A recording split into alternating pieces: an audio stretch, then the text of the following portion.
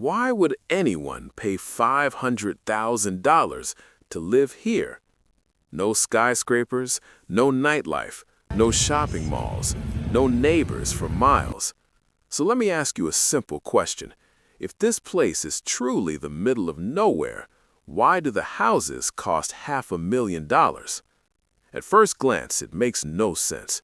This looks like the kind of place people leave, not move to. Yet somehow, prices here rival major cities. And today, we're uncovering the real reasons why. Because the truth is, this isn't just about houses. It's about power, privacy, land, and a quiet shift that most people never notice. Let's rewind for a moment. For decades, we were taught one simple rule. Cities equal opportunity, rural areas equal cheap living. But that rule is breaking fast.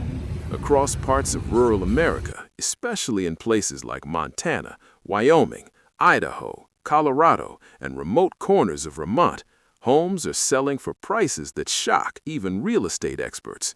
So what changed? The first answer most people give is land. There's so much land out there, it must be expensive because it's big. But that's only half the story. Land is cheap. Building on it is not. In rural America, construction costs can be brutal. Materials have to be shipped long distances. Skilled labor is scarce. There are fewer contractors, fewer suppliers, fewer options.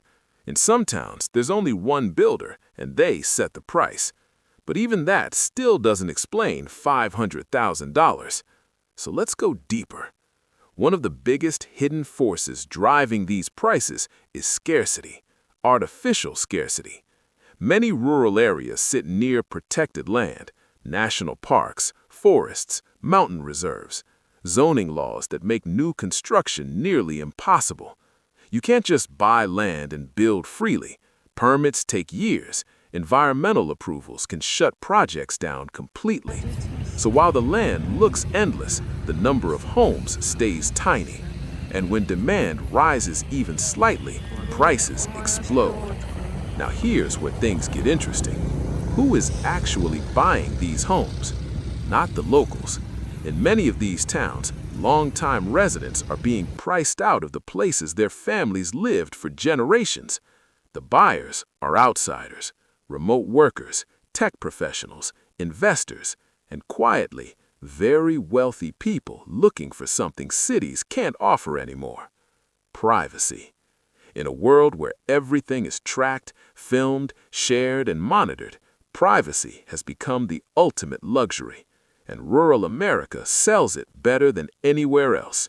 No paparazzi, no crowds, no noise, just land, silence, and control. Some of these expensive properties aren't even primary homes. They're second homes, third homes, emergency homes, places people go when the world feels unstable. And instability is another key factor here. Over the last few years, people have lost trust in systems. Cities felt fragile, crowded, chaotic. Some money moved outward, not to suburbs, but far beyond them.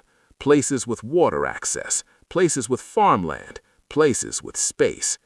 This is why some of the most expensive rural homes sit near rivers, lakes, or underground aquifers. It's not about luxury, it's about survival, quietly. Another major force pushing prices higher is the vacation market.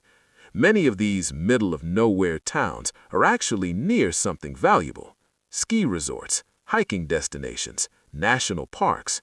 They look empty until tourist season hits.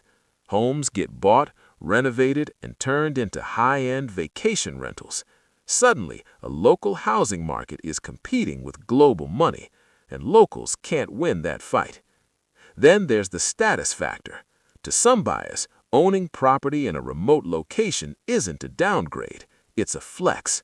I don't need a city. I don't need neighbors. I can disappear whenever I want. That mindset didn't exist at scale 20 years ago. Now it does, and prices reflect it. But here's the part nobody talks about. Many of these expensive rural homes aren't even practical. Limited hospitals, limited schools, poor internet in some areas, long drives for basic services. So why would someone accept all that? Because for them, inconvenience doesn't matter. They're buying control. Control over land, control over access, control over distance. And distance is the new luxury. The farther you are from everyone else, the more valuable your space becomes. This is why you'll see a simple-looking house, wood, stone, nothing flashy, priced higher than a luxury apartment in some cities. You're not paying for the house, you're paying for what surrounds it, and for what doesn't.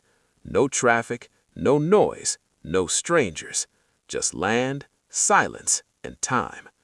So when you see a $500,000 house in the middle of nowhere, remember this: it's not a mistake, it's not random, and it's definitely not about affordability.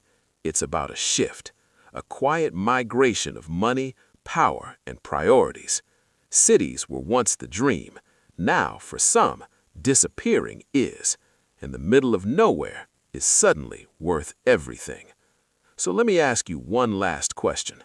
Would you ever pay $500,000 to live this far away from the world? Or is this a future only the wealthy can afford?